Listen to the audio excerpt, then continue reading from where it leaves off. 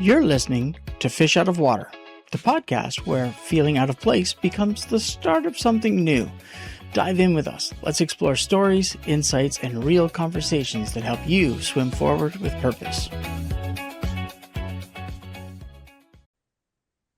Hi, everybody. Welcome to Fish Out of Water. Lisa and Bret here speaking this week about swimming upstream part 2, leading from your deepest current. And so today we're really going to dive back into the rise temperament and look at some of the fears that tend to drive us away from that authentic strength, that authentic self. And we want to break free from the limitations that keep us small, right? So just to review, Bret, let's quickly go through the 4 rise leadership styles as we talked about them last week. So the reflective is this discernment, logic-centered, but yet very insightful. And what I didn't talk about last week is this individual does have a tendency to be very creative, which is something that I look forward to in the future. The intentional temperament or the intentional style is coming with a lot of energy, quick connections, and creativity.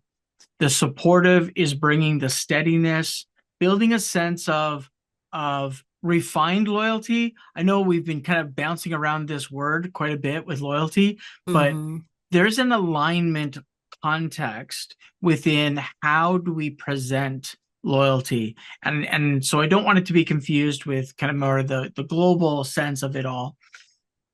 And there's this refined presence that's coming at the supportive place. And then when we talk about the empowered person, they're coming with a results-oriented, decisiveness, direct kind of focus on seeing the task and moving into that in its wholeness.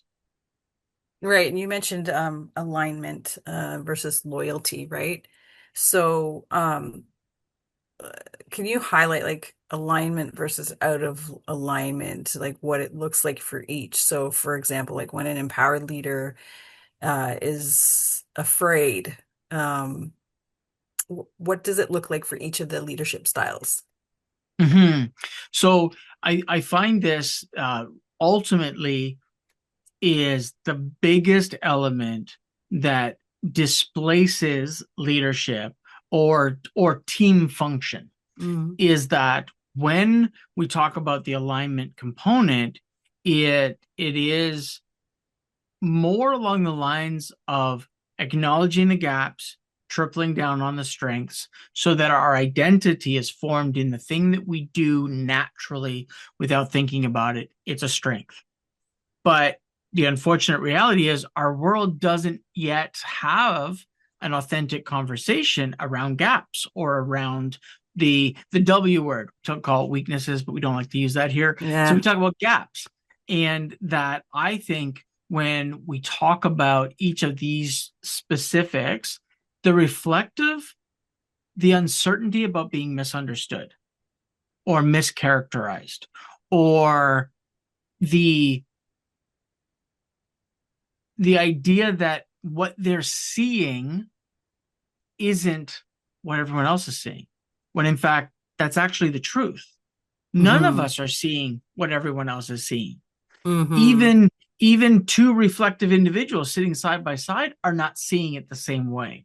That's right. And when we talk about the team dynamic, family dynamic, the leadership dynamic, it's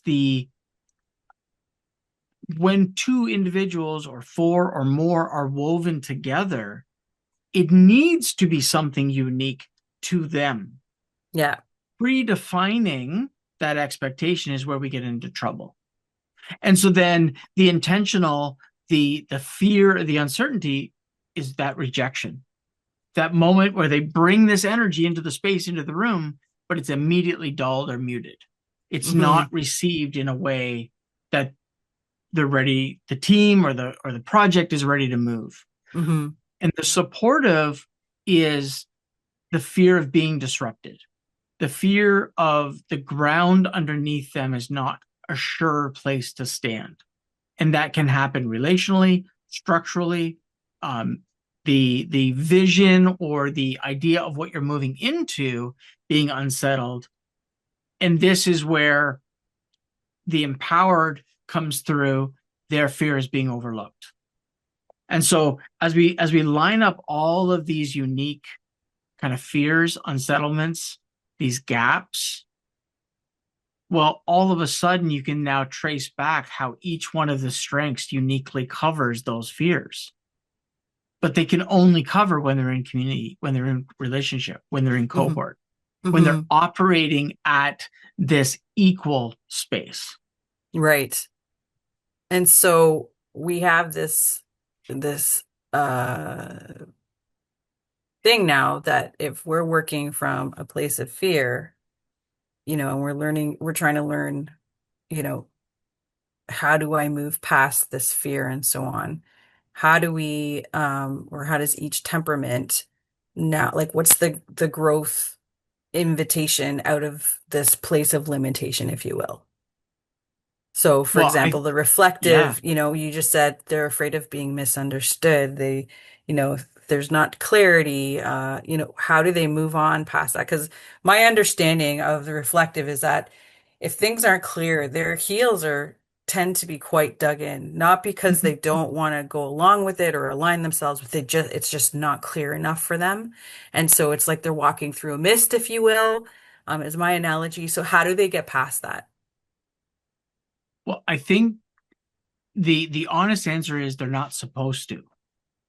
I think that the fear is there intentionally so that we don't move in a space where our strengths thrive. The fear represents the gap. The fear represents the things that don't, like the sign on the road. Don't go there because dot dot dot. And the idea that fear of being overlooked or that fear of being rejected, the fear of being disrupted, the fear of being misunderstood, then is drawing out, okay, so my fear of being misunderstood is, where is my relationship function?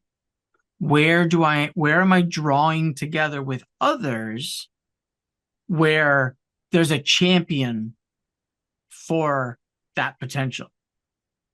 So I bring the clarity as a reflective. I'm not a reflective, but the reflective would bring clarity. They're going Right. to bring the analytics. They're bringing that discernment that we talked about in the last episode. They're just bringing the sense of this is the right thing to do. This is the right way to do it. But they're probably not going to be the one that's going to execute on that. But yeah, that's fine. But it's if we're in a team, there's four of us in the room, and each of us represents reflective, intentional, supportive, and empowered, and we're each operating out of a place of fear. How do they move forward as a team? Well, that's a much longer conversation for sure. And which is why we ultimately created the cohort. This is why we created Unshakable You, Hmm. so that there was a space that people could understand how to not only know themselves, but how to see the potential in others. So when I think about like the wisdom for the reflective is to act before it's perfect. The idea that the misunderstanding is the risk, but perfection is the enemy. When we talk about the intentional, the idea of the grounded energy in presence is sometimes has to be rooted just in you. It can't be in the experience of what you're having with another person. Hmm. That if there is an authentic, deep sense of, yes, I'm intentional, first showing up for myself, what is my mindset? How am I capturing that so that I'm present, I'm not rejected, Hmm. right? And so then when we get into the, sorry, go ahead. No, no, no. I'll let you finish this. I can hold my Yeah. question. So the supportive in that disruptive is to speak up when the unsettlement exists. Hmm. I don't want you to just show up. I want you to come and because I think that the sensitivity of the supportive is probably going to identify what is disrupting everybody, even in the unique fears and unsettlements, but their ability to pull the team back together, their ability to re anchor, not in a limiting way, but in that cohesion. that Mm-hmm. ability to come back together. And the empowerment is going to be the collaborator, is going to be the person that's going to say, okay, we've got this, we've got this, we've got this, we're ready to go. And they're not necessarily charging unrelentingly, but they're going from the space of relationship. They're moving from the space of cohort or community, which is where strength exists in the refinement of strengths and gaps. Okay, so let me repeat it in Lisa's terms. What I'm hearing, because I'm a little confused in that, we're talking about leading from your deepest current, so your places of strength. And what I just heard is that, as a reflective, for example, you're afraid of being misunderstood, whether because there's a lack of clarity or whatever, that's your space of fear. But, for the growth invitation of working in the team is that, you want to act before it's perfect. You don't want to wait for everything to be perfect. So, and if we translated that for each of the temperaments, it sounds to me like, okay, this is the fear, but I need to figure a way to flip the switch in my brain to move forward in a for the health of the group. Am I translating this properly? There's an earlier step. It's translating it for health of self.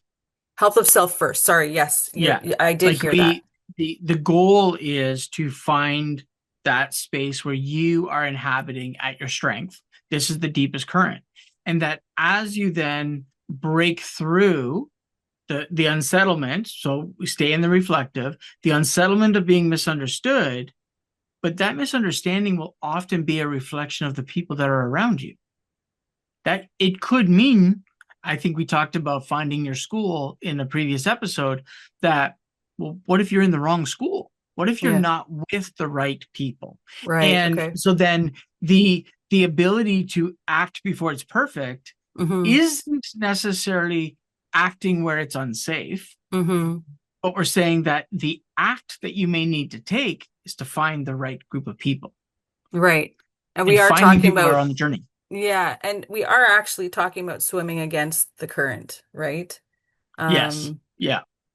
because we're swimming upstream here. So okay, that makes a lot more sense to me.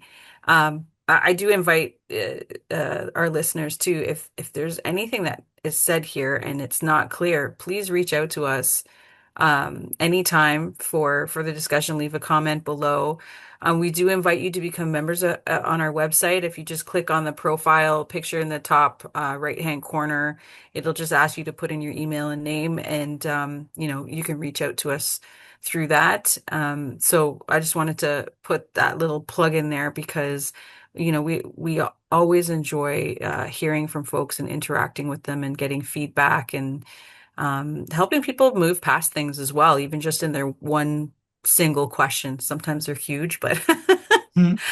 um, so you know, what I loved when we were talking about this episode before we started recording, we talked about, your leadership is like a current, and Mhm. you're strongest when it flows through your natural channel, right? So we just said Yeah. this, right? So in terms of the application, like we want to come to a place of being able to make the move and not Mhm. just the map, because the map's not always perfect either. Sometimes there needs to be adjustments in the direction that Mhm. you're going because there's a roadblock that was unanticipated or whatever, right? Yeah. Yeah. So we want to invite our listeners really to um, identify. We want to invite you guys to identify what your dominant rise posture is, um, and even one area for growth that you need to, you know, let it flourish out of you that you haven't explored, that's already naturally on the inside that you've kind of tamped down for whatever reason. Um, I think the invitation really comes to, we're not asking or suggesting that anyone is reinventing themselves, nah, not at all. right? We're really wanting to go back to the drawing board, but the drawing board's already somewhat complete. Your process and how you are interacting with community and the people around you is already there. So what if we were just reintroducing the strong version? And we were not, we because we've come to space with the gap, we understand the strengths. Now we get to reintroduce ourselves to the space to then be strong, to be authentic, to Mm-hmm. be in alignment. And I think that be and I it's a long, it's been around forever and ever and ever. I'm not a human doing, I'm a human being. And the way in which we inhabit the space that we're called to, and I use called loosely, and I think that there'll be a time in the future where we'll get an opportunity to talk more about what if I can't find the space that I'm supposed to be, or I can't find my school? What do I do Mm-hmm. then? Mm-hmm. And I think that there's a lot of really interesting ways and things that we can unpack Mm-hmm. that help us find our flourishing, help us find the space where it isn't necessarily about my strength. It's about our strength. Yeah. Um, I'm a big sports guy. I love sports. And I was watching the press conference after the most recent Indiana Fever beating the Las Vegas Aces. And um the Boston is her last name. I can't Aya or Aya Boston. I can't remember. I don't know how to pronounce her first name. And she Sorry, you're was, asking the wrong person. I might be, but she makes this comment in the press conference about I is we. And it's this same premise of there's an African phrase called Ubuntu, the idea that I am what we are. Mm-hmm. That when I'm landing in my strength, when I'm landing in this space of wholeness, I'm landing in the space where others are already, and that my strength is needed, my strength is necessary. And then we can talk in the future about what does that look like about integrating strengths together? How do we actually weave it in a way that isn't fear-based, that isn't the unsettlement side? Yeah, Absolutely. And basketball is a great sport to use to talk about that. That I can speak to. this is what we're excited about. Oh man. So again, we just invite you to take the Rise Empowerment Survey and revisit your growth path inside the Unshakable Mhm. You workbook if you've done the course with us. If you haven't, we invite you to sign up with us today. We have cohorts that start every Monday and Tuesday of each month. So we just invite you to be a part of that, and you know, we'd love to be a part of your journey in becoming you authentically. So thank you again for joining us today on Fish Out of Water. It's Brett and Lisa signing off. We wish you guys an awesome week. Have a great week, everyone. Thanks so much. Bye.